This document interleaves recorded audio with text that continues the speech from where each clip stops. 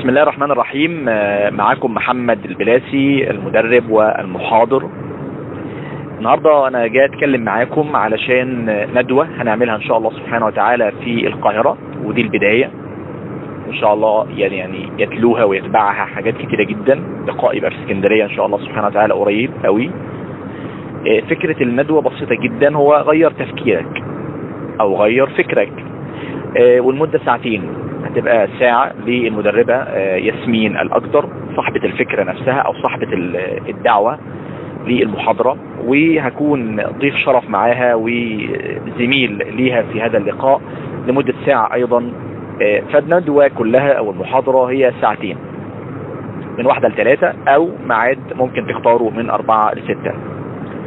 الفكرة كلها إنه لازم تغير تفكيرك ولازم تغير فكرك، والموضوع بيدور كله في إطار التنمية البشرية ونظرتنا للتنمية البشرية خصوصا في الفترة الأخيرة، والمشكلات والأزمات اللي بتواجه الموضوع دوت، علشان نحافظ عليه وعلشان نرعاه بشكل كويس. وكفاية قوي قوي اللي اتعمل في التنمية البشرية من إساءات خلت ناس كتيرة جدا تاخد فكرة مش كويسة، أو يبتدي يساء الفهم في موضوع التنمية البشرية، ويبتدي يتعامل البعض معاملة مع التنمية البشرية إنها نوع من أنواع التخدير للمشاعر، أو نوع من أنواع الوهم أو النصب أو التجارة، وحاجات كتيرة جدا، مفاهيم مغلوطة. عارف تماما إنه ساهم فيها بشكل كبير مجموعة كتيرة من سلوكيات وأخلاق بعض المدربين، سلوكيات وأخلاق بعض المراكز التدريبية، خلط ما بينها وبين أنظمة تسويق ممكن تبقى سببت مشاكل كتيرة جدا، وناس اتصدمت فيها، وبالتالي أخذت الموضوع على محمل التنمية البشرية وحملتها الكثير جدا من الخطأ دوت أو الحاجات المغلوطة. احنا بنحاول نتكلم على ده وبنحاول نوضح ده. طبعا اتكلمنا فيها أستاذة ياسمين بشكل واضح جدا وبشكل صريح في نقاط كتيرة جدا ممتعة ورائعة وشيقة، وزي ما قلنا المدة ساعة بالنسبة لها، فإن شاء الله تحاول توصل فيها المعلومة بشكل جيد وممتاز إن شاء الله. لقائي أنا بعدها في ساعة، يعني لقائي بعدها على طول في الساعة الثانية هنتكلم عن حياتك كحياة، وإزاي إنك لازم تستخدم حاجة اسمها التفكير الناقد، لأنه لو استخدمنا التفكير الناقد في كل حاجة في حياتنا هنستطيع أن احنا نميز بين الأفكار الطيبة وبين الأفكار السيئة، هنستطيع أن احنا نميز بين الأفكار الإيجابية وبين الأفكار السلبية، هنستطيع أن احنا نستخلص وننقي الذهب من وسط الأفكار الكتيرة والكتابات الكتيرة اللي احنا بنقراها والكلام الكتير اللي احنا بنسمعه.